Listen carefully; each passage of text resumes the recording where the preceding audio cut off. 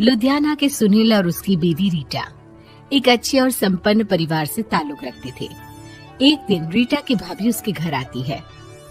रीटा, तुझे तो पता है तेरा भाई कुछ नहीं करता, ऊपर से 2 बच्चों की जिम्मेदारी, बेटी भी बड़ी हो गई है। तू तो बुआ है, कुछ मदद कर सकती है तो कर देना। कहाँ पैसे हैं भाभी, बस समझ लो किसी तरह हम लोग भी दिन काट रहे हैं। 2 ही तो कार है और मेरी बेटी भी बड़ी हो रही है। अब उसके लिए कार लेनी है तो 10 लाख का खर्चा तो लग ही जाएगा। तभी वहाँ सुनील आ जाता है। अरे शशि, क्या है, तू हमेशा पैसों के लिए परेशान क्यों रहती है? वैसे क्या जरूरत थी बेटी की शादी इतने बड़े घर में तय करने की? अरे पैसे नहीं थे तो ऐसे ही कर देती कहीं शादी। इतने बड़े होटल में क्यों कर रही है शादी? लेकिन यहाँ तो मामला शादी का है, डेट तय है। दरअसल तेरे भतीजे के पीएफ के पैसे आने हैं, पर उसमें देर हो रही है। जैसे ही पैसे आ जाएंगे मैं तेरे अकाउंट में डलवा दूंगी। ठीक है, हम लोग सोचकर बताएंगे। तभी वहाँ भतीजा आ जाता है। फूफा जी, आप लोग ही मदद कर सकते हैं, वरना तो कैसे काम होगा समझ में ही नहीं आ रहा। मैं वादा करता हूँ जैसे ही पैसे आ जाएंगे मैं आप लोगों को वापस कर दूंगा। हाँ भाई, ठीक है। अब देख भाई, हमारे लड़के तो सारा दिन घर पर पड़े रहते हैं, ना कमाते हैं ना कुछ कमाने की इच्छा रखते हैं। लेकिन चल, ये ले, कितने पैसे चाहिए? जी 4 लाख रुपए। ठीक है, लेकिन पैसे ध्यान से वक्त पर वापस लौटा देना। सुनील मुसीबत के वक्त बीवी के भतीजे की मदद तो कर देता है, लेकिन उन लोगों के जाने के बाद देख ले रीटा, तेरे मायके वालों ने मांगा तो दे दिया, वरना इन लोगों का मुझे कोई भरोसा नहीं है। अरे क्यों भरोसा नहीं है? इससे पहले तो कभी इन लोगों ने आपसे मदद भी नहीं ली। हाँ, ली तो नहीं, लेकिन पैसे की किल्लत ही रहती है ना इन लोगों के पास। अरे ठीक है ना, नहीं लौटा पाए तो भतीजे के ससुराल से निकाल देंगे। सुना है बड़े घर में शादी हो रही है। सुनील और रीटा पैसे तो दे देते हैं, लेकिन अगले रोज ही। हाँ भाई साले साहब, क्या हाल है? ठीक हूँ जीजा जी। क्या बात है, सालों बाद आपका फोन, जरूर कोई बात होगी, बताइए ना। अरे वो तेरी बड़ी भाभी आई थी, बेटी की शादी कर रही है ना, तो पैसे लेने के लिए मैंने दे दिए 4 लाख। सोचा भाई किसी गरीब की बेटी की शादी हो रही है, पुण्य मिल जाएगा। अच्छा किया जीजा जी, उनका बेटा बहुत मेहनती है, जल्द ही लौटा भी देगा। वहीं रीटा भी फोन करके हर किसी को पैसे देने की बात करती है। रीटा की भाभी शशि के पास उसके भाई का फोन आता है। तूने सुनील से पैसा लिया है क्या? नहीं भाई, सिर्फ बात की है, बोल तो रहा है कि दे देगा। वो लोग मदद करने वालों में से नहीं है, और मदद कर भी दे लेकिन समाज में गा गा कर हालत बुरी कर देते हैं। अब गाने दीजिए ना भाई, मैं क्या कर सकती हूँ, मेरे पास कोई ऑप्शन भी तो नहीं है। बेटी की अगले हफ्ते शादी जो है।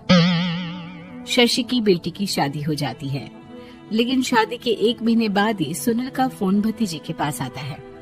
हाँ भाई, शादी तो हो गई हम लोगों की दुआ से। अब देख, ऐसा ही फायदा होता है पैसे वाले रिश्तेदार हो तो। तेरे वक्त पर हम कैसे खड़े हो गए थे, लेकिन अब पैसा लौटा दे भाई। जी, मैंने पीएफ के लिए अप्लाई कर दिया था, उसकी नोटिफिकेशंस मैं आपको भी भेज देता हूँ।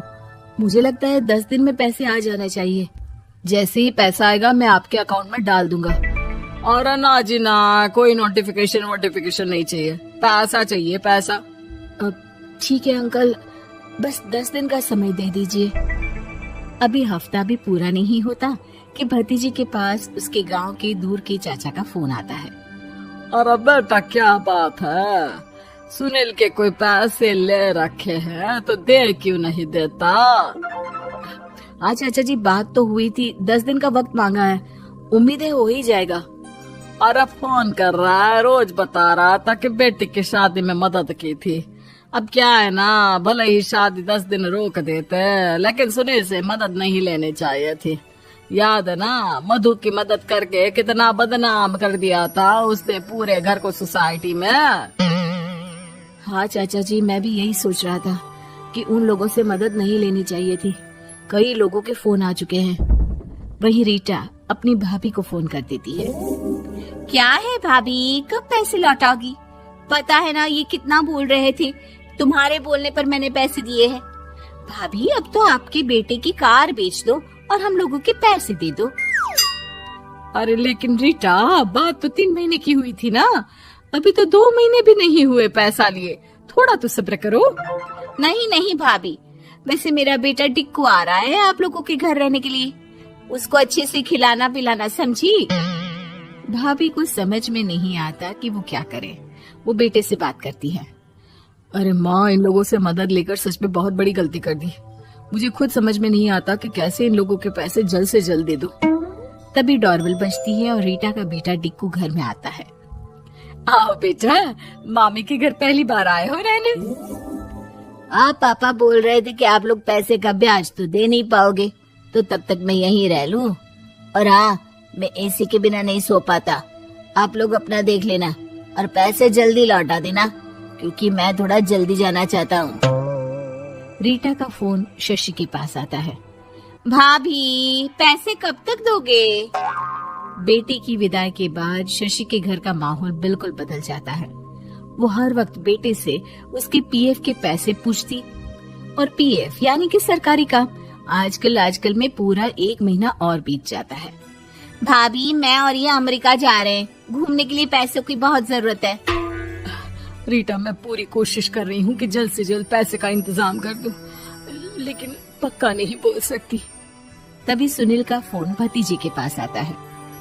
देख माना 3 महीने की बात हुई थी पैसे लौटाने के लिए, लेकिन अभी मुझे पैसों की काफी जरूरत है। मैं अमेरिका जा रहा हूँ, तो पैसे मैंने किसी से ब्याज में पकड़ लिए हैं।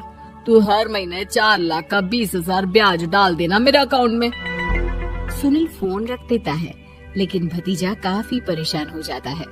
वो ऑफिस से शाम को घर आता है कि माँ पूछती है, क्या हुआ बेटा? बेटा माँ को सारी बात बता देता है। माँ भगवान के सामने हाथ जोड़कर खड़ी हो जाती है और रोने लगती है कि तभी बेटे का मोबाइल पर मैसेज बजता है। माँ, पीएफ के पैसे आ गए। और वो ऑनलाइन ही सुनील के पैसे वापस कर देता है। भला हो भगवान का। लेकिन आज एक बात तो समझ में आ गई, मदद हमेशा उन लोगों से लो जो मदद के बदले आपसे मदद में दी गई रकम ही वापस लें, ना कि समाज में आपकी इज्जत।